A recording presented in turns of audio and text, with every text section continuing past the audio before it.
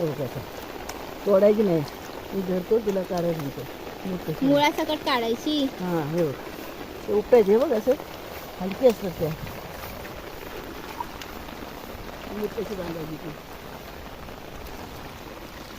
आणि हे असं धुवून घ्यायचं.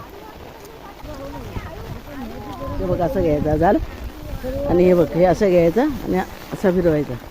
हे बघ ह्याला हो झाली मूठ ना. गडबड करू नको. मी मूठ उच पाणी नाही कसा पाणी आहे.